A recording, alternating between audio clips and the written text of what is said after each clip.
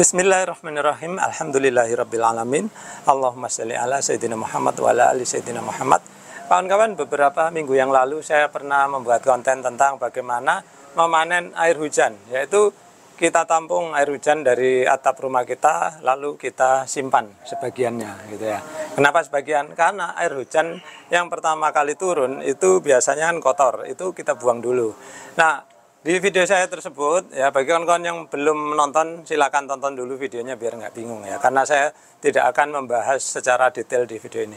Jadi air hujan beberapa menit awal itu menggunakan alat ini itu dibuang secara otomatis ya. Lalu setelah beberapa menit air sudah mulai bersih, maka barulah air dimasukkan dan ditampung ke dalam tangki ini.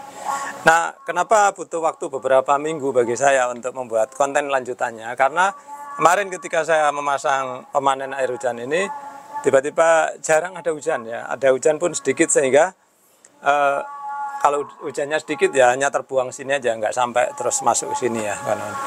Nah, akhirnya kemarin 2 hari yang lalu itu hujan lebat ya, sehingga kemudian saya berhasil menampung air hujannya. Nah, di video ini kita akan review ya bagaimana kualitas air yang kita tampung, apakah cukup bersih ataukah ada beberapa kawan yang khawatir katanya, Pak, apa nggak kotor menampung air hujan, kan di atas tuh atap itu kan ada kotoran kucing ya, kencingnya kucing atau kotoran burung misalkan. Nah, sebetulnya ya kawan-kawan, sebelum lebih jauh nanti kita cek hasilnya, kalau kalian itu pengguna air pump ya, terutama bagi kalian yang tinggal di daerah Surabaya, air pump kalian itu diambil dari Sungai Brantas ya. Di mana Sungai Brantas itu sumbernya itu kan ada di, ya lupa ya, gunung mana ya, di daerah Tulungagung atau mana gitu ya kawan.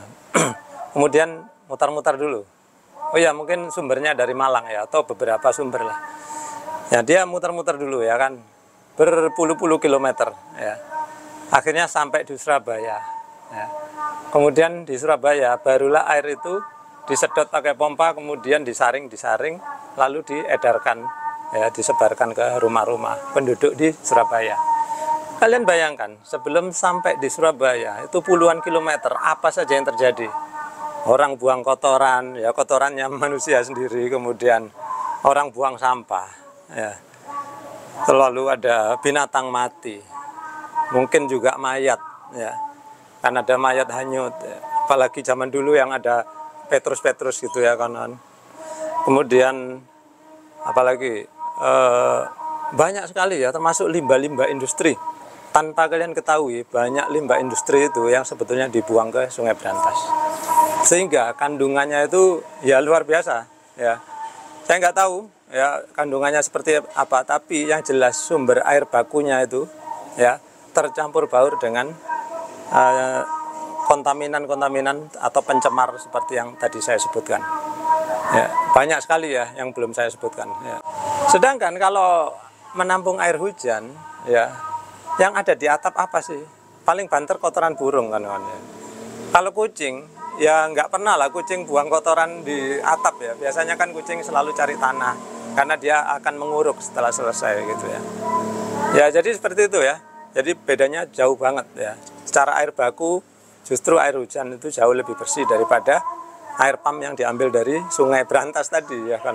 Kecuali kalau kalian tinggal di pegunungan yang sumber airnya dari sumber air gunung, ya mungkin itu sangat bersih ya kan. Nah, baik, jadi sekarang kita akan buktikan ya, kita akan bandingkan kemurnian air yang saya tampung di sini, lalu kita bandingkan dengan air pump ya. Nah, kalau air pump di Batam ya kawan, ini lumayan bersih sumber air bakunya. Karena apa? Di Batam ini itu sumber airnya adalah dari hujan juga, tapi dari hujan itu turun ke pohon-pohon, ke tanah sekitarnya, lalu kemudian dia turun ke kayak ke danau gitu ya kan. Lalu dari danau itu barulah disaring, diolah, lalu diedarkan ke rumah-rumah ya. Tapi tentu saja tidak mungkin disaring hingga benar-benar bersih 100% ya, karena kalian sebagai pengguna PAM, silakan perhatikan kawan-kawan. Sejauh saya langganan PAM ya di Surabaya maupun sekarang di Kota Batam, akhir-akhir ini terutama ya, itu nggak pernah airnya yang benar-benar jernih ya, selalu ya banyak kotoran lah gitu ya, kayak debu-debu segala macam.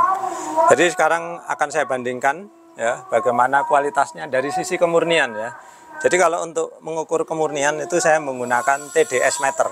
Jadi TDS meter ini untuk mengukur seberapa banyak ya kandungan padatan yang ada atau yang terlarut di air ya kawan. Jadi saya akan mengambil sampelnya ini dulu ya.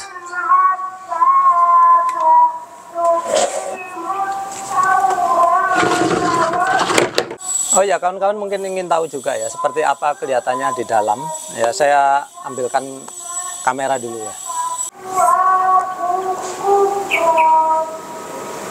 Nah kawan-kawan perhatikan ya, sangat jernih kawan-kawan kalau dari penampakannya ya, tembus, padahal ini tingginya ya 1,7 meter ya, tapi memang sih di bawah ya banyak kotoran berupa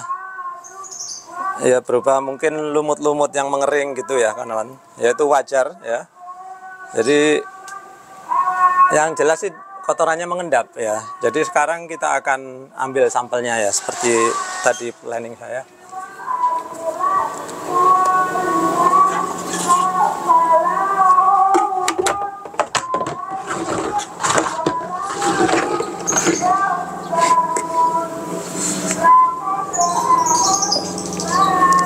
Baik, sekarang akan saya ambil pengukuran TDS-nya ya kawan-kawan.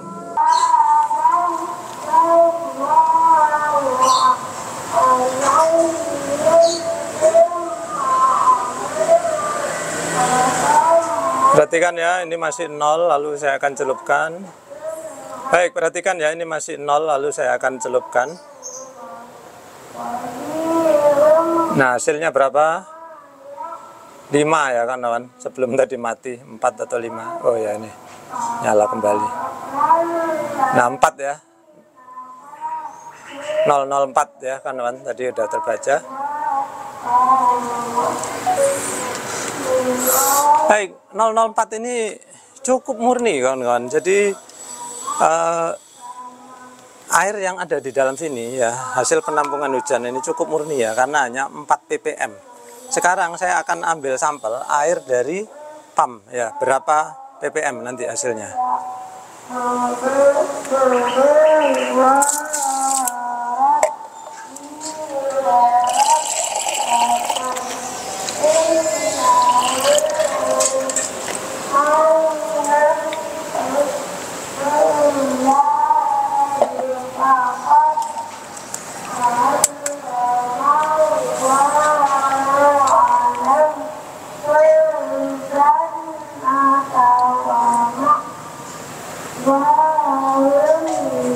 Baik, perhatikan masih 0 ya kawan-kawan.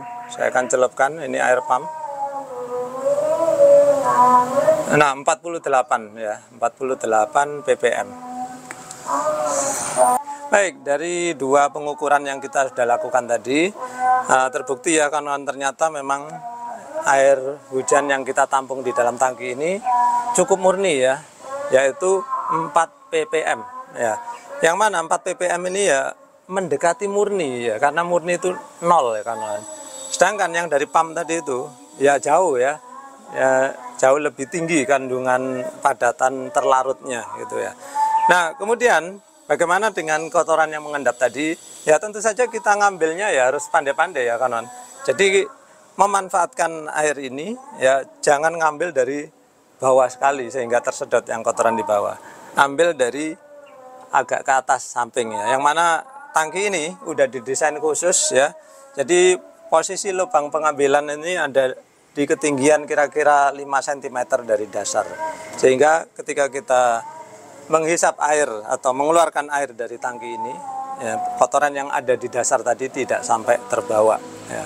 Kemudian kita juga ya secara berkala tentu perlu membersihkan dasar tangkinya tadi, tapi tidak perlu dikuras ya. Caranya dengan bagaimana? Ya, caranya adalah dengan memasukkan selang, ya kayak orang jualan minyak zaman dulu ya kawan. Selang dimasukkan lalu dengan sistem sifon, ya alirkan aja keluar, lalu arahkan ya. Mungkin bisa disambung dengan pipa kaku gitu ya. Dulu udah pernah saya contohkan ya bagaimana cara membersihkan kotoran endapan yang ada di dasar tangki ya kawan. Nah, dengan cara demikian maka kita bisa menjaga kebersihan dari air yang akan kita manfaatkan. Jadi kalau kawan-kawan merasa jijik, Pak, saya nggak mau lah meskipun masih 4, kawan-kawan bisa mengolahnya kembali ya dengan menggunakan filter, misalkan filter karbon ya atau filter lainnya yang mana dia fungsinya untuk mematikan kuman misalkan. Ya, banyak pilihan ya kawan-kawan. Jadi yang jelas sumber air bakunya lebih bersih daripada air pump. Oh iya, saya baru ingat kawan-kawan, ketika tadi mau ngedit video saya ingin menyampaikan sesuatu. Makanya baju saya agak lain dengan video sebelum dan sesudah ini. Nah, kawan-kawan perhatikan ya bahwa di video saya sebelumnya saya pernah menyebutkan bahwa kalau kita beli kit pengalih air hujan atau pemanen air hujan, yang kita dapatkan dari kit tersebut ya mulai dari sini ke sana sampai sini. Kecuali pipa-pipanya ya, yang warna putih ini enggak. Jadi ini kita beli sendiri di toko bangunan ya. Kita bisa beli semeter atau berapapun yang kita butuhkan. Nah, di sini saya tambahkan reducer dan di dalamnya ada saringannya. Nah, apa gunanya? Seperti saya sebutkan tadinya adalah untuk menyaring kalau ada sampah besar seperti dedaunan ataupun misalkan ranting pohon gitu ya. Nah, terbukti ya ketika kemarin hujan saya periksa ternyata benar di sini menampung beberapa lembar daun. Ya, kawan-kawan bisa saksikan di video berikut.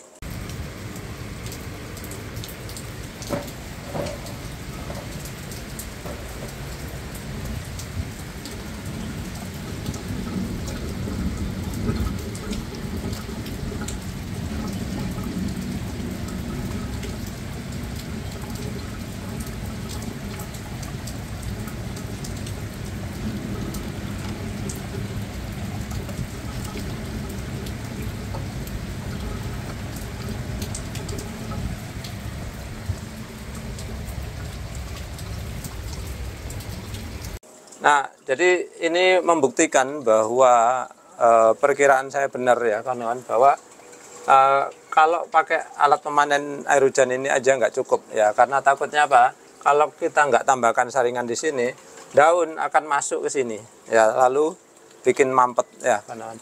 Nah, di situ maka kita perlu inisiatif untuk memasangkan saringan. Lalu ada kawan-kawan yang khawatir, takutnya nanti dedaunan bikin mampet. Enggak ya kawan, namanya daun itu bentuknya kan acak ya, dia tidak terus menutup selebar ini reducer, jadi dia masih banyak celah-celah yang bisa dilalui oleh air hujan. Dan terbukti memang saya nggak pernah sampai mampet, sampai luber ya. Karena apa? Setiap hari ya, maksudnya setiap hujan kita cek ya kawan. Jadi jangan terus dicuekin mentang-mentang udah punya peralatan lalu dianggap semuanya udah bisa jalan sendiri. Enggak, kita tetap perlu ada namanya pemeliharaan dan pengecekan. Baik kawan-kawan, jadi sekian dulu. Mudah-mudahan apa yang saya sampaikan kali ini menambah wawasan bagi kawan-kawan dan memberikan manfaat. Terima kasih sudah menyaksikan.